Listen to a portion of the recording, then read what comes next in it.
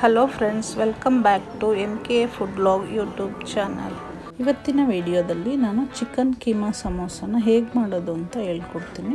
ಅದಕ್ಕೆ ಬೇಕಾದ ಸಾಮಗ್ರಿಗಳು: 1/4 kg ಚಿಕನ್ ಕೈಮಾನ ತೊಗೊಂಡಿದ್ದೀನಿ, 2 ಈರುಳ್ಳಿ ಹೆಚ್ಚಿದ್ದೀನಿ, ಕೊತ್ತಂಬರಿ ಪುದೀನ ಸೊಪ್ಪು ಹೆಚ್ಚಿದ್ದೀನಿ, ಶುಂಠಿ ಬೆಳ್ಳುಳ್ಳಿ 3 ಮೆಣಸಿನ್ಕಾಯಿ ತೊಗೊಂಡಿದ್ದೀನಿ, ಖಾರದ ಪುಡಿ, ಜೀರಾ ಪುಡಿ, ಪೆಪ್ಪರ್ ಪುಡಿ, ಗರಂ ಮಸಾಲ ಇಷ್ಟನ್ನು ಅರ್ಧ ಸ್ಪೂನ್. ಒಂದು ಕಡೆ ಮೈದಾ ಹಿಟ್ಟನ್ನು ಕಲಸಿ ಇಟ್ಕೊಂಡಿದ್ದೀನಿ. ಈಗ ಕೀಮಾನ ಒಗ್ಗರಣೆ ಮಾಡ್ಕೊಳ್ಳೋಣ. ಒಂದು ಬಾಣಲಿಗೆ 1-2 ಸ್ಪೂನಷ್ಟು ಎಣ್ಣೆ ಬಿಟ್ಟಿದ್ದೀನಿ. ಆ ಎಣ್ಣೆಗೆ ಹೆಚ್ಚಿರುವಂಥ ಈರುಳ್ಳಿಯನ್ನು ಹಾಕಿ ಚೆನ್ನಾಗಿ ಫ್ರೈ ಮಾಡೋಣ. ಚೆನ್ನಾಗಿ ಫ್ರೈ ಆದಮೇಲೆ ಬೆಳ್ಳುಳ್ಳಿ, ಶುಂಠಿ, ಹಸಿ ಮೆಣಸಿನ್ಕಾಯನ್ನು ಪೇಸ್ಟ್ ಮಾಡಿರೋದು ಅದನ್ನು ಒಗ್ಗರಣೆಗೆ ಹಾಕಿ ಫ್ರೈ ಮಾಡೋಣ.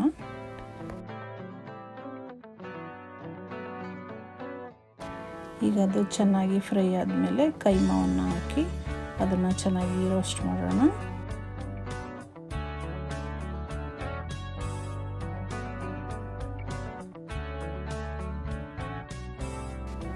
ಈಗ ಕೈಮಾ ಚೆನ್ನಾಗಿ ರೋಸ್ಟ್ ಆಗಿದೆ. ಈಗ ತಗೊಂಡಿರುವಂಥ ಪೌಡ್ರ್ಗಳನ್ನೆಲ್ಲ ಹಾಕಿ ಚೆನ್ನಾಗಿ ಫ್ರೈ ಮಾಡೋಣ. ರುಚಿಗೆ ತಕ್ಕಷ್ಟು ಉಪ್ಪನ್ನು ಹಾಕಿ ಚೆನ್ನಾಗಿ ಮಿಕ್ಸ್ ಮಾಡಿ ಫ್ರೈ ಮಾಡ್ಕೊಳ್ಳೋಣ.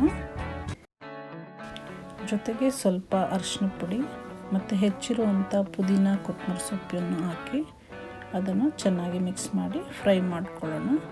ಕೈಮಾದಲ್ಲಿರೋ ನೀರಿನಂಶ ಎಲ್ಲ ಬಿಟ್ಟು ಚೆನ್ನಾಗಿ ಡ್ರೈ ಆಗಿ ಫ್ರೈ ಆಗಲಿ.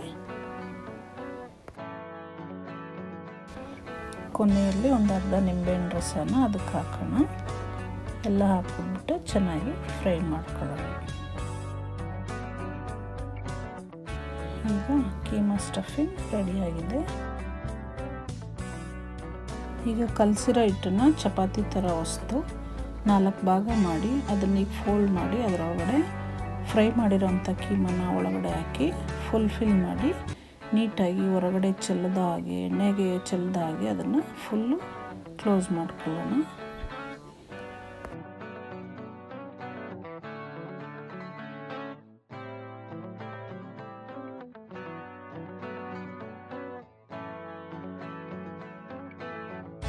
ಈಗ ಒಂದು ಬಾಣಲಿಗೆ ಎಣ್ಣೆಯನ್ನು ಬಿಟ್ಟು ಮಾಡಿರುವಂಥ ಸಮೋಸಗಳನ್ನು ಅದರೊಳಗಡೆ ಹಾಕಿ ಚೆನ್ನಾಗಿ ಫ್ರೈ ಮಾಡೋಣ.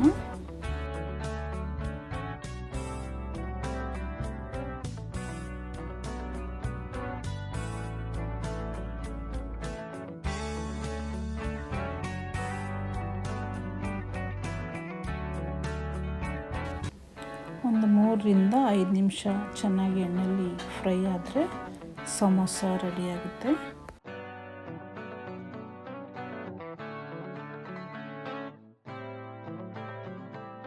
ಇವಾಗ ಇದನ್ನು ತೆಗೆದುಬಿಡೋಣ. ಇವಾಗ ಇದನ್ನು ಟೊಮೊಟೊ ಸಾಸ್ ಜೊತೆ ಅಥವಾ ಪುದೀನ ಚಟ್ನಿ ಜೊತೆ ಸರ್ವ್ ಮಾಡಿದ್ರೆ ತುಂಬ ಚೆನ್ನಾಗಿರುತ್ತೆ.